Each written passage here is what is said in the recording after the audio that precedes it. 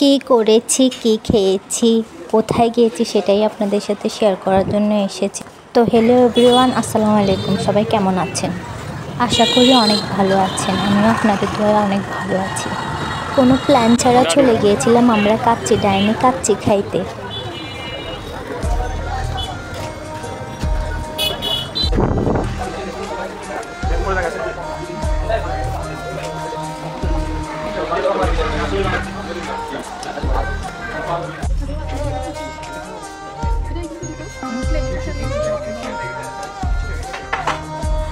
তো ফাইনালি আমাদের কাচ্চি চলে এসেছে।